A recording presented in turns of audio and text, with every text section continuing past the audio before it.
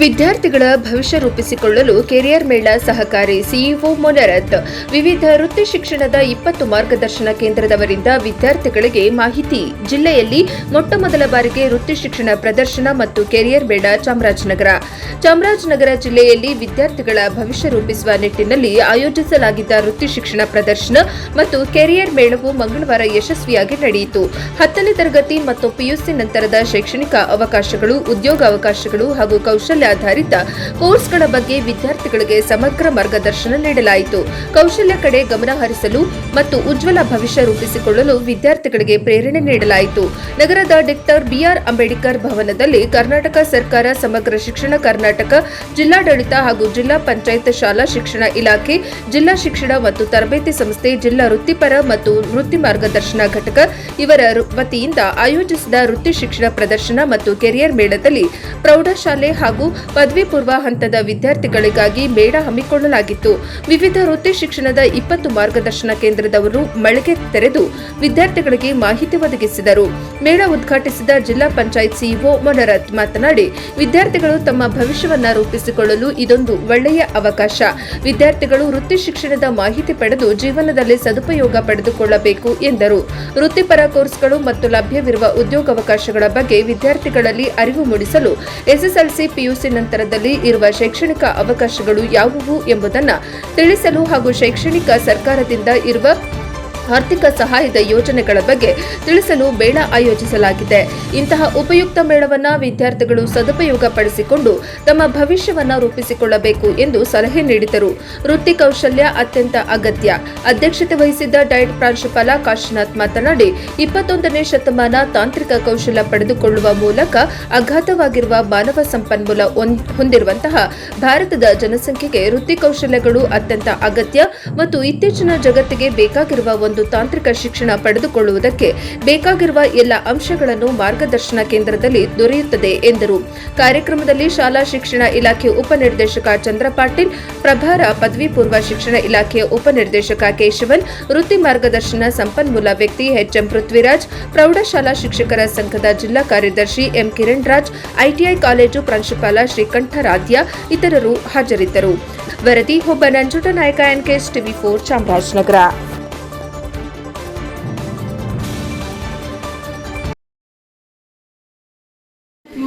Mostly ನೀವು ಮುಂಚೆನೇ plan ಮಾಡಿರಬಹುದು. SSLC ಆದಮೇಲೆ ಆರ್ 12th ಆದಮೇಲೆ, since you have taken science, commerce or arts, ಯಾವುದು ಸಬ್ಜೆಕ್ಟ್ ತಗೊಂಡಿದ್ದೀರಾ, based on what you want to become, ಆ ಥರನೇ ನೀವು ಸಬ್ಜೆಕ್ಟ್ ತಗೊಂಡಿದ್ದೀರಿ. ಇವಾಗ ನಾವು ನಮ್ಮ ಟೈಮಲ್ಲಿ ನಾವು ಬರೀ ಅದೇ ನೋಡ್ತಾ ಇದ್ದೀವಿ. ಇಂಜಿನಿಯರ್ಸ್ ಇರ್ತಾರೆ, ಡಾಕ್ಟರ್ಸ್ ಇರ್ತಾರೆ, ಟೀಚರ್ಸ್ ಇರ್ತಾರೆ, and professors will be there, and accountants ಇರ್ತಾರೆ. These are the options. ಅದನ್ನು ನಾವು ನೋಡ್ತಾ ಇದ್ದೀವಿ. ಇವಾಗ ನೀವು ನೋಡಿದರೆ ಅಷ್ಟೊಂದು ಆಪ್ಷನ್ಸ್ ಅವೈಲೇಬಲ್ ಇದೆ. ನಾನು ಹೊರಗಡೆ ನೋಡಿದ್ದೆ, ಅಷ್ಟೊಂದು ಸ್ಟಾಲ್ಸ್ ಹಾಕಿದ್ದಾರೆ. ನಾವು ಅಗ್ರಿಕಲ್ಚರ್ ನೋಡ್ಬೋದು, ಮೆಡಿಕಲ್ ಫೀಲ್ಡಲ್ಲಿ ಕೂಡ ನೀವು ಫಾರ್ಮಸಿಯಲ್ಲಿ ಕೂಡ you can try B pharma, ಅದು ಕೂಡ ಒಂದು ಎಕ್ಸಾಮ್ ಇರುತ್ತೆ. ಇವತ್ತು ಈ ಪ್ರೋಗ್ರಾಮ್ ಯಾಕೆ ಮಾಡ್ತಾ ಇದ್ದೀವಿ ಅಂದರೆ, ನಿಮಗೆ ಏನೇ ಕರಿಯರ್ ಅಪಾರ್ಚುನಿಟೀಸ್ ಇದೆ ಇವಾಗ ಇಂಡಿಯಾದಲ್ಲಿ ಇರ್ಬೋದು ಆರ್ ಇಂಟರ್ನ್ಯಾಷನಲಿ, ಯಾವ ಅಪಾರ್ಚುನಿಟೀಸ್ ಇದೆ, ಈ opportunities if you have to take this opportunities, ನೀವು ಏನೇನು ಸಬ್ಜೆಕ್ಟ್ ತಗೋಬೇಕು, ಎಷ್ಟು ಸ್ಕೋರ್ ಮಾಡಬೇಕು, ಎಷ್ಟು ಮೆರಿಟಲ್ಲಿ ಇರಬೇಕು, ಅದೆಲ್ಲ ನಿಮಗೆ ಹೇಳ್ಕೊಡ್ತಾರೆ. ನೀವೇ ಅದನ್ನು ನೋಡಿಕೊಂಡು ನಿಮಗೆ ಏನು ಅನುಕೂಲ ಆಗುತ್ತೆ. ಫಾರ್ ಎಕ್ಸಾಂಪಲ್, ನೀವು ಯಾಕೆ ಅದನ್ನು, for example you want to take a job, ಯಾವುದೋ ಒಂದು ಜಾಬ್ ತಗೋಬೇಕು ಅಂದರೆ ನೀವು ಡಾಕ್ಟರ್ ಆಗಬೇಕು, ಯಾಕೆ ಆಗಬೇಕು ಅದನ್ನು ನಿಮ್ಮದು ಟಾರ್ಗೆಟ್ ಫಸ್ಟ್ ಇರಬೇಕು. Whether you want to earn salary, or ನೀವು ಪಬ್ಲಿಕ್ ಸರ್ವಿಸ್ ಮಾಡಬೇಕು, ಆರ್ ನಿಮಗೆ ಸ್ಯಾಟಿಸ್ಫ್ಯಾಕ್ಷನ್ ಬೇಕಾಗಿದೆ, ನಿಮಗೆ ಏನು ಬೇಕಾಗಿದೆ, ಬೇಸ್ಡ್ ಆನ್ ದಟ್ ನೀವು ಡಿಸೈಡ್ ಮಾಡ್ಬೋದು. ಸ್ಯಾಟಿಸ್ಫ್ಯಾಕ್ಷನ್ ಯಾವುದು ಸರ್ವಿಸಲ್ಲಿ, ಯಾವುದು ಜಾಬಲ್ಲಿ ನಿಮಗೆ ಸ್ಯಾಟಿಸ್ಫ್ಯಾಕ್ಷನ್ ಇರಲೇಬೇಕು. ಸ್ಯಾಟಿಸ್ಫ್ಯಾಕ್ಷನ್ ಇಲ್ಲ ಅಂದರೆ ನಿಮಗೆ ಕೆಲಸ ಮಾಡೋಕ್ಕೆ ಆಗೋದಿಲ್ಲ. ನೀವು 1 ವರ್ಷ ಮಾಡ್ತೀರಾ, 2 ವರ್ಷ ಮಾಡ್ತೀರಾ, ಪೂರ್ತಿ ಲೈಫ್ ಮಾಡೋಕ್ಕೆ ಆಗೋದಿಲ್ಲ. ನಾನು ಕೂಡ ಇದು ಬಿಫೋರ್ IAS ಅದು ಪ್ರೈವೇಟ್ ಕಂಪನಿಯಲ್ಲಿ. ನಮಸ್ಕಾರ. ಚಾಮರಾಜನಗರ ಜಿಲ್ಲೆಯಲ್ಲಿ ಜಿಲ್ಲಾ ಶಿಕ್ಷಣ ಮತ್ತು ತರಬೇತಿ ಸಂಸ್ಥೆಯಲ್ಲಿ ಸಮಗ್ರ ಶಿಕ್ಷಣ ಕರ್ನಾಟಕದ ವತಿಯಿಂದ ಒಂದು ವೃತ್ತಿ ಮಾರ್ಗದರ್ಶನ ಘಟಕವನ್ನು ಪ್ರಾರಂಭ ಮಾಡಬೇಕು ಅಂತೇಳಿ ಹೇಳಿದ್ದಾರೆ. ಹಾಗಾಗಿ ಸರ್ಕಾರದ ಈ ಕಾರ್ಯಕ್ರಮದಲ್ಲಿ SSLC ಓದಿನ ನಂತರ ಏನು ಮಾಡಬೇಕು ಮತ್ತು PUC ನಂತರ ಏನು ಓದಬೇಕು, ಯಾವ್ಯಾವ ಕೋರ್ಸ್ಗಳಿದ್ದಾವೆ, ಅವುಗಳನ್ನು ಹೇಗೆ ಓದಬೇಕು ಮತ್ತು ವೃತ್ತಿ ಅವಕಾಶಗಳು ಯಾವ್ಯಾವ ಒಂದು ಕ್ಷೇತ್ರದಲ್ಲಿದೆ ಅನ್ನೋದನ್ನು ತಿಳ್ಕೋದಕ್ಕೆ ಅಗಾಧವಾದಂಥ ಒಂದು ವೃತ್ತಿ ಮಾರ್ಗದರ್ಶನ ಕೇಂದ್ರದಲ್ಲಿ ಅದಕ್ಕೆ ಬೇಕಾಗಿರ್ತಕ್ಕಂಥ ಪೂರಕವಾದಂಥ ಮಾಹಿತಿಗಳು, CET ಮತ್ತು NEET ಎಕ್ಸಾಮ್ಗೆ ಹೇಗೆ ಸಿದ್ಧ ಆಗಬೇಕು, ಮತ್ತು ಬೇರೆ ಬೇರೆ ಹುದ್ದೆಗಳಿಗೆ ಈಗ ವೈದ್ಯಕೀಯ ಕ್ಷೇತ್ರ, ಆರೋಗ್ಯ ಕ್ಷೇತ್ರದಲ್ಲಿ ಮತ್ತು ವೈಜ್ಞಾನಿಕ ಕ್ಷೇತ್ರಗಳಲ್ಲಿ ಇತ್ತೀಚಿನ ಬೆಳವಣಿಗೆಗಳೇನಾಗಿದೆ, ಅವಕ್ಕೆ ಬೇಕಾಗಿರ್ತಕ್ಕಂಥ ತಾಂತ್ರಿಕ ಶಿಕ್ಷಣವನ್ನು ಹೇಗೆ ಪಡ್ಕೋಬೋದು, ಮತ್ತು ಬೇರೆ ಬೇರೆ ಕೋರ್ಸ್ಗಳಿಗೆ ಯಾವ್ಯಾವ ಅಧ್ಯಯನಗಳನ್ನು ಓದಬೇಕು ಮತ್ತು ಯಾವ ಕೋರ್ಸ್ ಇದ್ದಾವೆ, ಅವುಗಳನ್ನು ಮಾಡೋದ್ರಿಂದ ನಮಗೆ ಯಾವ ರೀತಿ ವೃತ್ತಿಗೆ ಬೇಕಾಗಿರ್ತಕ್ಕಂಥ ಕೌಶಲ್ಯಗಳನ್ನು ಪಡ್ಕೋಬೋದು, ಮತ್ತು ನಮ್ಮ ಜೀವನದಲ್ಲಿ ನಮಗೆ ಬೇಕಾದಂಥ ವೃತ್ತಿಗಳ ಆಯ್ಕೆಗೆ ಯಾವ ಶಿಕ್ಷಣವನ್ನು ಪಡ್ಕೋಬೇಕು, ಅದಕ್ಕೆ ಯಾವ ಒಂದು ಕೋರ್ಸನ್ನು ಓದಿದ್ರೆ ಅನುಕೂಲ ಆಗ್ತದೆ ಮತ್ತು ಎಲ್ಲೆಲ್ಲಿ ವೃತ್ತಿ ಅವಕಾಶಗಳು ಯಥೇಚ್ಛವಾಗಿ ದೊರಕ್ತವೆ ಅನ್ನೋದನ್ನು ತಿಳಿಯುವ ಸಲುವಾಗಿ ಈ ವೃತ್ತಿ ಮಾರ್ಗದರ್ಶನ ಘಟಕವನ್ನು ಡಯಟ್ಗಳಲ್ಲಿ ಪ್ರಾರಂಭ ಮಾಡಿದ್ದಾರೆ. 21ನೇ ಶತಮಾನದ ಒಂದು ತಾಂತ್ರಿಕ ಕೌಶಲ್ಯತೆಗಳನ್ನು ಪಡ್ಕೊಳ್ಳೋ ಮೂಲಕ ಅಗಾಧವಾಗಿರ್ತಕ್ಕಂಥ ಮಾನವ ಸಂಪನ್ಮೂಲವನ್ನು ಹೊಂದಿರತಕ್ಕಂಥ ಭಾರತದ ಜನಸಂಖ್ಯೆಗೆ ಈ ವೃತ್ತಿ ಕೌಶಲ್ಯಗಳು ಅತ್ಯಂತ ಅಗತ್ಯ ಮತ್ತು ಇತ್ತೀಚಿನ ಜಗತ್ತಿಗೆ ಅದು ಬೇಕಾಗಿರ್ತಕ್ಕಂಥ ಒಂದು ತಾಂತ್ರಿಕ ಮತ್ತು ಶಿಕ್ಷಣವನ್ನು ಪಡ್ಕೊಳ್ಳೋದಕ್ಕೆ ಬೇಕಾಗಿರ್ತಕ್ಕಂಥ ಎಲ್ಲ ಅಂಶಗಳನ್ನು ಇಲ್ಲಿ ಮಾರ್ಗದರ್ಶನ ಕೇಂದ್ರದಲ್ಲಿ ಅಥವಾ ವೃತ್ತಿ ಮಾರ್ಗದರ್ಶನ ಕೇಂದ್ರ ಸೆಲ್ಲಲ್ಲಿ ನಮಗೆ ಬೇಕಾಗಿರ್ತಕ್ಕಂಥ ಪುಸ್ತಕಗಳು ಮತ್ತು ಇಂಟರ್ನೆಟ್ ವ್ಯವಸ್ಥೆ ಮತ್ತು ಮಕ್ಕಳಿಗೆ ಒಂದು ಮಾರ್ಗದರ್ಶನ ಕೊಡಲಿಕ್ಕೆ ಬೇಕಾಗಿರ್ತಕ್ಕಂಥ ಒಂದು ಸಣ್ಣ ಘಟಕವನ್ನು ನಮ್ಮ ಡಯಟ್ನಲ್ಲಿ ಪ್ರಾರಂಭ ಮಾಡಿದ್ದೀವಿ. ಇದು ಮುಂದಿನ ದಿನಗಳಲ್ಲಿ ಮಕ್ಕಳ ಒಂದು ವೃತ್ತಿ ಕೌಶಲ್ಯಕ್ಕೆ ಗೆ ಬೇಕಾಗಿರ್ತಕ್ಕಂಥ ಶಿಕ್ಷಣಕ್ಕೆ ಯಾವ ಒಂದು ಮಾರ್ಗದಲ್ಲಿ ಹೋಗಬೇಕು ಅನ್ನೋದ್ರ ಬಗ್ಗೆ ಒಂದು ಮಾರ್ಗದರ್ಶನವನ್ನು ಒಂದು ದಾರಿದೇವಿಯಾಗಿ ಕೆಲಸ ಮಾಡ್ತದೆ ಅಂತ ಹೇಳ್ತಾ ಈ ಘಟಕದ ಉಪಯೋಗವನ್ನು ಎಲ್ಲ ಸಾರ್ವಜನಿಕರು ಮತ್ತು ಮಕ್ಕಳು, ವಿದ್ಯಾರ್ಥಿಗಳು ಮುಂದಿನ ಒಂದು ಕಾಂಪಿಟೇಟಿವ್ ಸ್ಪರ್ಧಾತ್ಮಕ ಒಂದು ಪರೀಕ್ಷೆಗಳಿಗೆ ಹೇಗೆ ಓದಬೇಕು, ಅದಕ್ಕೆ ಪೂರಕವಾದಂಥ ಪುಸ್ತಕಗಳು ಯಾವುದು ಎಂಬುದರ ಬಗ್ಗೆ ವಿವರವಾದಂಥ ಒಂದು ಮಾಹಿತಿಯನ್ನು ನಮ್ಮ ಘಟಕದಲ್ಲಿ ಕೊಡ್ತಾರೆ. ಅಲ್ಲಿಗೆ ಬಂದು ಸಾರ್ವಜನಿಕರು ಹೆಚ್ಚಿನ ಸಂಖ್ಯೆಯಲ್ಲಿ ಭಾಗವಹಿಸಿ ವಿದ್ಯಾರ್ಥಿಗಳು ತಮ್ಮ ಒಂದು ಭವ್ಯ ಭವಿಷ್ಯತ್ತನ್ನು ರೂಪಿಸ್ಕೊಳ್ಳೋದಕ್ಕೆ ನಮ್ಮ ಒಂದು ಸಂಪನ್ಮೂಲ ಕೇಂದ್ರ ಘಟಕ ಉಪಯುಕ್ತವಾಗಲಿ ಅಂತ ಆಶಿಸ್ತಾ ಈ ಒಂದು ಕೇಂದ್ರವನ್ನು ನಮ್ಮಲ್ಲಿ ಮಾಡಿದ್ದೀವಿ. ದಯಮಾಡಿ ಎಲ್ಲರೂ ಬಳಸ್ಕೋಬೇಕು ಅಂತೇಳಿ ನಾನು ಕಳಕಳಿಯಿಂದ ವಿನಂತಿ ಮಾಡ್ತೀನಿ. ಧನ್ಯವಾದಗಳು. ಇಂದಿನ ಕೆರಿಯರ್ ಮೇಳದಲ್ಲಿ ಎಷ್ಟು ಕೋರ್ಸ್ಗಳ ಬಗ್ಗೆ ಸೆಂಟರ್ ತೆರೆದಿರಿ? ಆ ಸೆಂಟರ್ನಲ್ಲಿ ಯಾವ ಮಾಹಿತಿ ಸಿಕ್ತು ಮಕ್ಕಳಿಗೆ?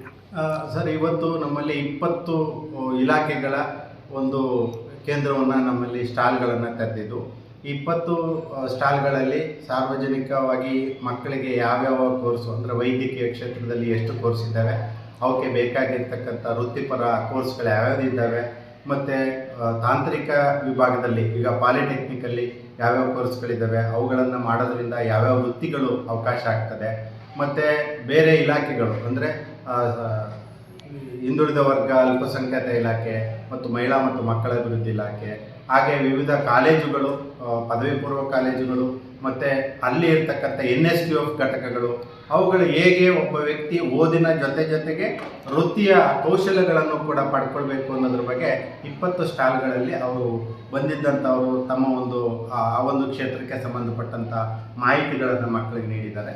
ಮತ್ತು ಈ ಒಂದು ಸ್ಟಾಲ್ಗಳಲ್ಲಿ ಇರ್ತಕ್ಕಂಥವ್ರು ಮುಂದಿನ ದಿನಗಳಲ್ಲೂ ಕೂಡ ಆ ಒಂದು ಸಂಸ್ಥೆಗಳಲ್ಲಿ ಹೋದರೆ ಹೆಚ್ಚಿನ ಒಂದು ಮಾಹಿತಿಯನ್ನು ಅವರು ಕೊಡ್ತಾರೆ.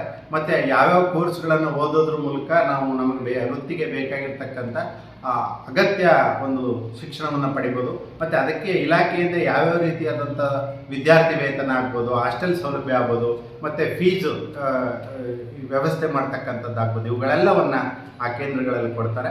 ಹಾಗಾಗಿ ಈ ಒಂದು ಸಂದರ್ಭದಲ್ಲಿ ಅವರು ನಮ್ಮ ಇಲ್ಲಿಯ SLC ಮತ್ತು PUC ವಿದ್ಯಾರ್ಥಿಗಳು ಮುಂದಿನ ದಿನಗಳಲ್ಲಿಯೂ ಕೂಡ ಅವರ ನಂತರದ ಜನ್ರೇಷನ್ ಯಾರು ಬರ್ತಾರೆ, ಅವರ ಅಕ್ಕ ತಂಗಿಯರು, ಅವರ ತಮ್ಮಂದರು, ಅವ್ರಿಗೆಲ್ಲರಿಗೂ ಕೂಡ ತಮಗೆ ಬೇಕಾಗಿರ್ತಕ್ಕಂಥ ಯಾವ ಕೋರ್ಸನ್ನು ಓದಿದ್ರೆ ಏನು ಪ್ರಯೋಜನ ಇದೆ ಮತ್ತು ಯಾವ್ಯಾವ ಅವಕಾಶಗಳಿದೆ, ಅಗಾಧವಾದಂಥ ಉದ್ಯೋಗ ಅವಕಾಶಗಳನ್ನು ಒದಗಿಸ್ತಕ್ಕಂಥ ಕ್ಷೇತ್ರಗಳು ಯಾವುದು ಅನ್ನೋದನ್ನು ಅವರು ತಿಳ್ಕೊಂಡು ಅವರು ಈ ಒಂದು ಘಟಕದಿಂದ ಅಗತ್ಯ ಮಾಹಿತಿಗಳನ್ನು ಪಡ್ಕೊಳ್ಬೋದಾಗಿರ್ತದೆ.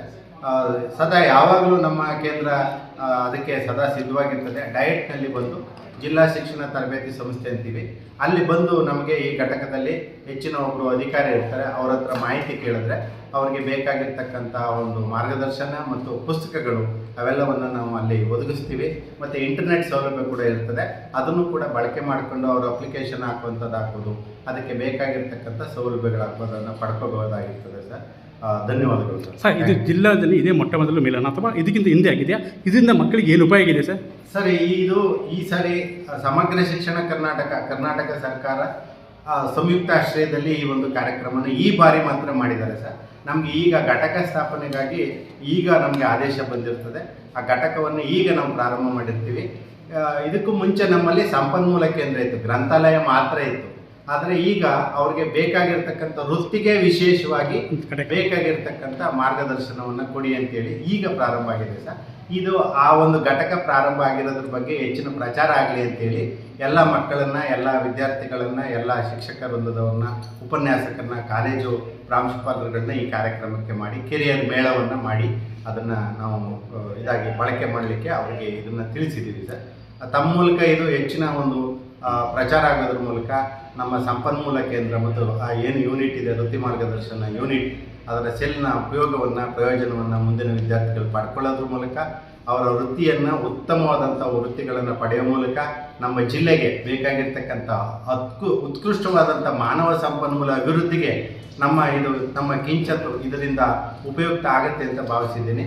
ಮಾನವ ಸಂಪನ್ಮೂಲ ಅಭಿವೃದ್ಧಿಗೆ ವೃತ್ತಿ ಕೌಶಲ ಕೇಂದ್ರ ಅಥವಾ ವೃತ್ತಿ ಮಾರ್ಗದರ್ಶನ ಘಟಕ ತುಂಬ ಉಪಯುಕ್ತ ಆದಂತು.